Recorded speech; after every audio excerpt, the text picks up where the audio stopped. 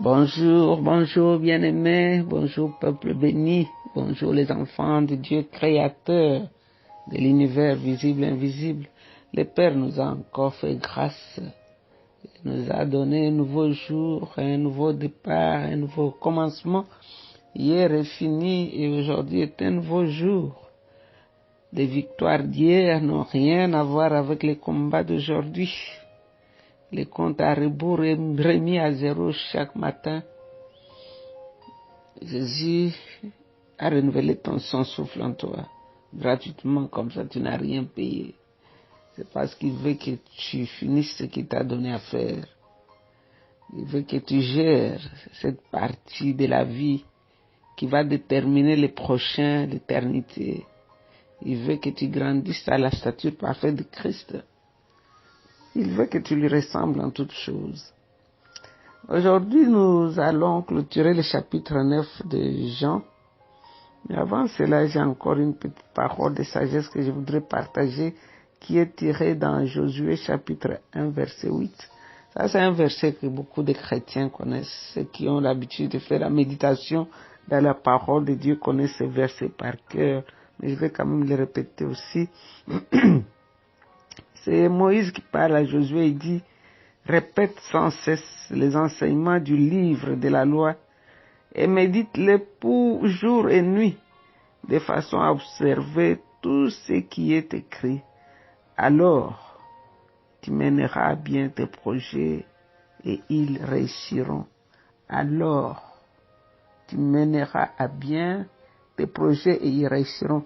La semaine passée, j'ai parlé du livre, le grand livre, le livre qui est immortel, qui est la Bible.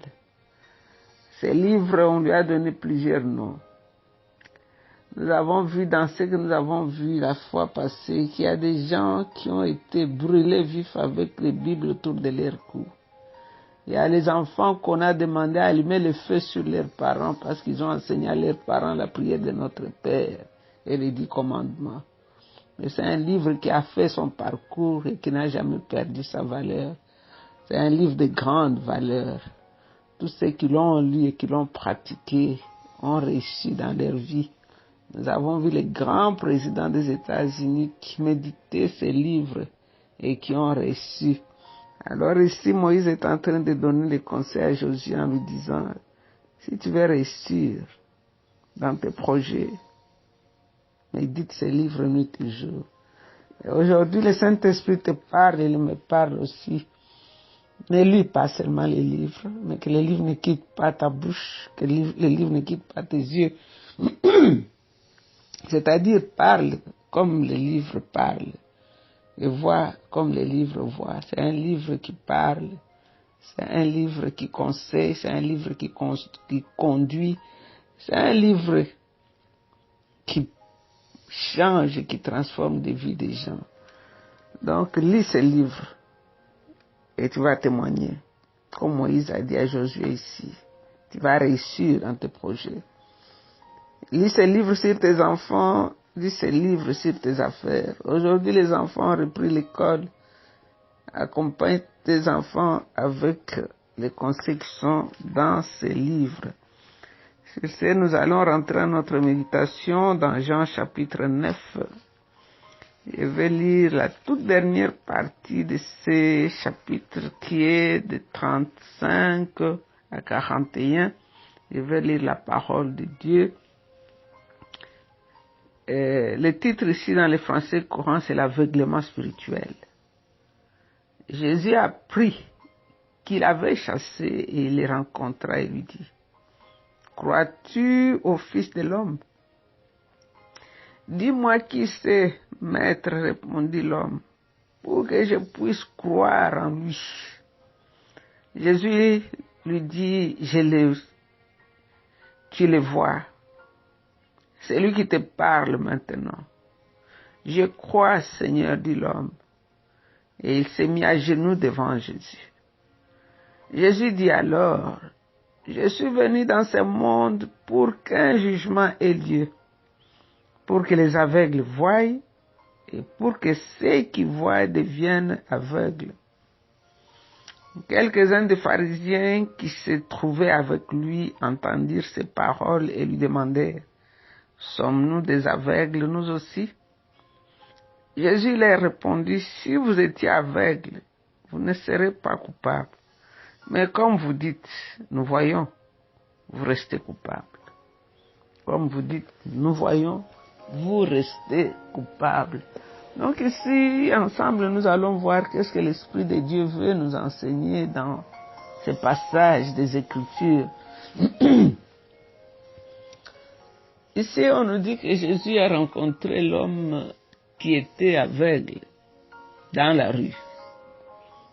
On l'avait chassé dans le temple, on l'avait chassé dans l'église.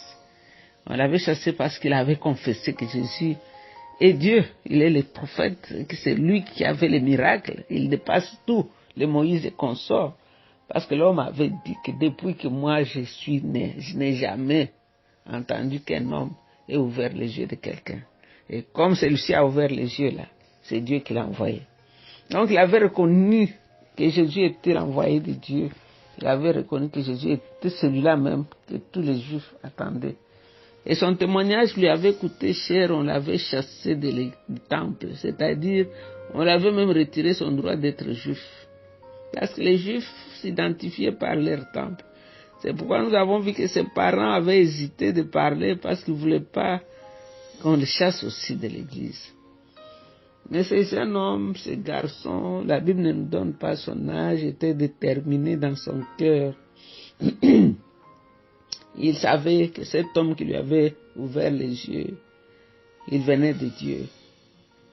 Et il attendait. Nous voyons ici dans ces deux premiers versets, le 35 et le verset 36, Jésus a appris.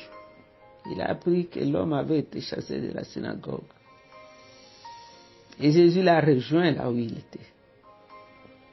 C'est-à-dire quand tu cherches Jésus de tout ton cœur, Jésus va te rencontrer sur ton chemin.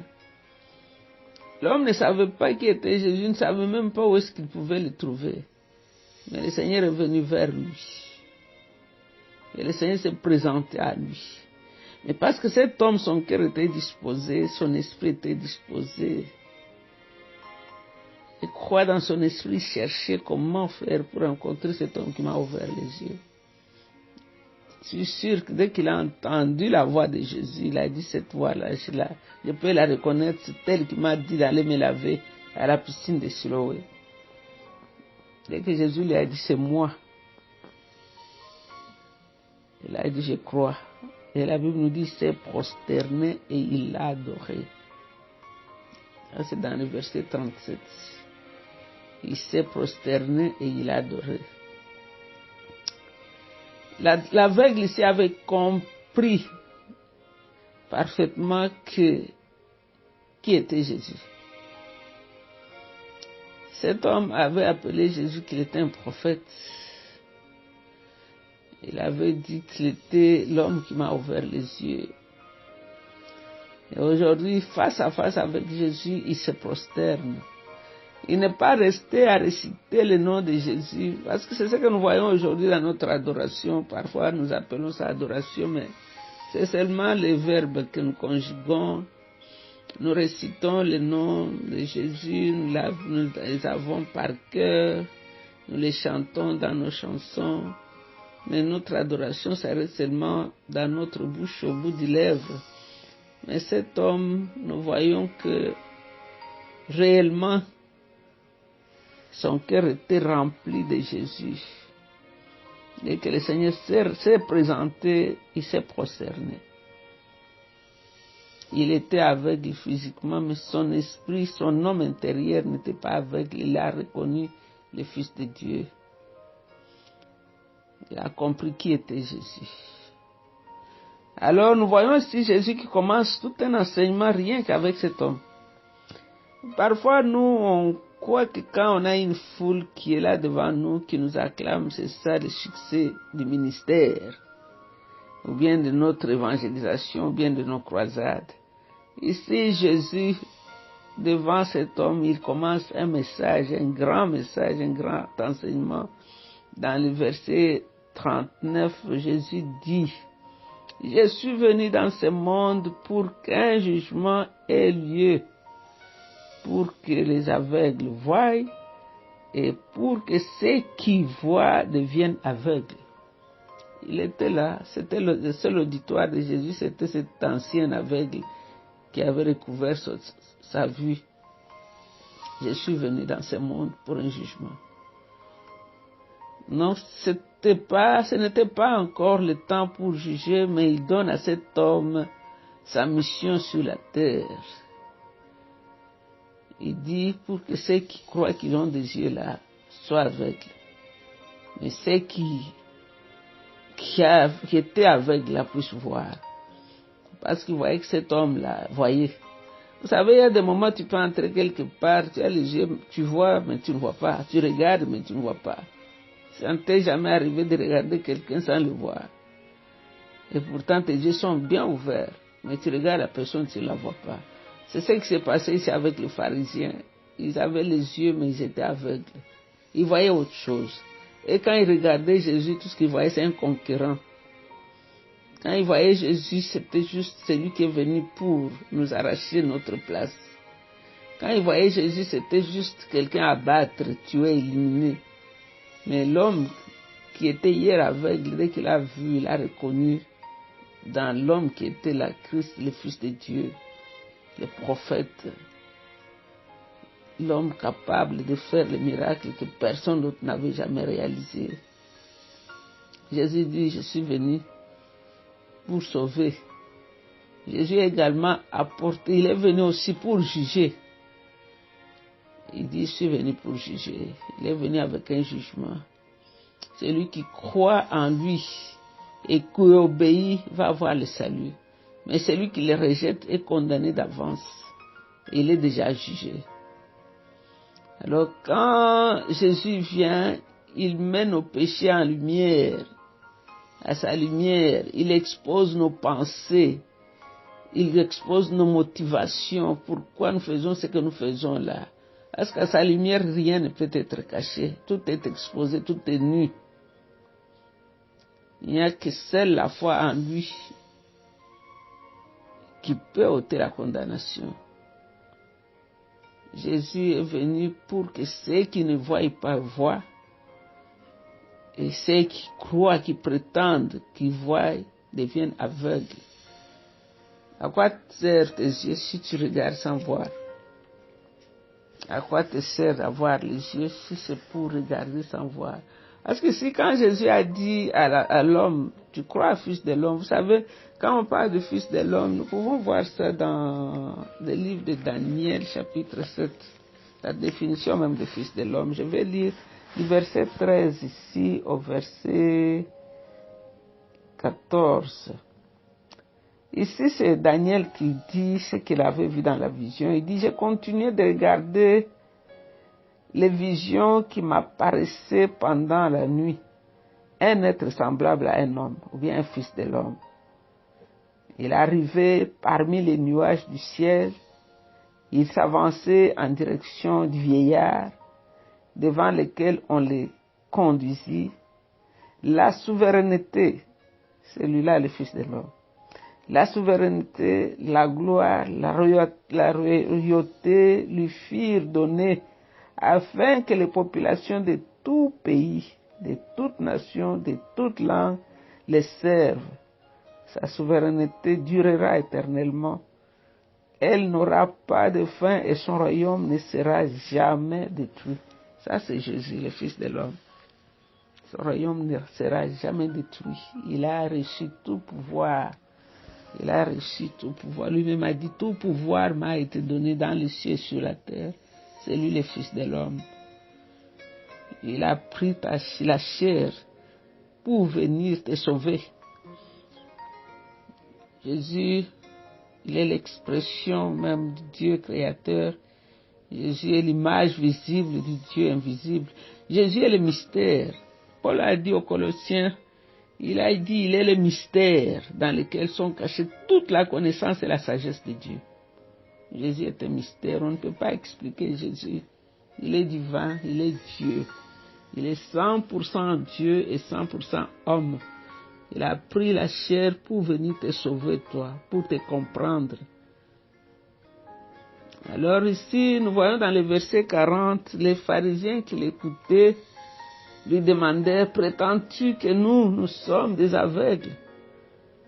Eux-mêmes ne le pensaient pas. Ils considéraient comme les grands puissants qui guidaient les autres. C'était les aveugles qui conduisaient les autres. Et ils pouvaient les amener seulement dans les trous. Parce que quand un aveugle conduit un autre aveugle, quel est le résultat? Et alors Jésus leur dit, si vous étiez aveugle, vous ne seriez pas coupable, parce que vous prétendez que vous n'êtes pas aveugle. Mais comme vous dites, nous voyons, vous restez coupables. C'est leurs yeux là, ils les ont rendus coupables. Il est vrai que vous possédez une certaine perception spirituelle. Vous avez le Torah dans les mains, vous avez la parole de Dieu dans la main. Vous la lisez à l'envers. Parce que cette parole, c'est elle qui témoigne de moi. C'est cette parole qui parle de moi. C'est le Moïse là dont vous croyez qui parle de moi. Mais quand vous n'écoutez même pas votre propre Moïse, c'est que vous êtes aveugle et vous êtes condamné. Donc aujourd'hui, toi, tu as les yeux, tu as les oreilles, tu as entendu la parole de Dieu. Qu'est-ce que tu fais avec la parole de Dieu? Où est-ce que tu es né avec la parole de Dieu? Tu la vois, tu vois Jésus dans les Écritures ou bien tu ne le vois pas?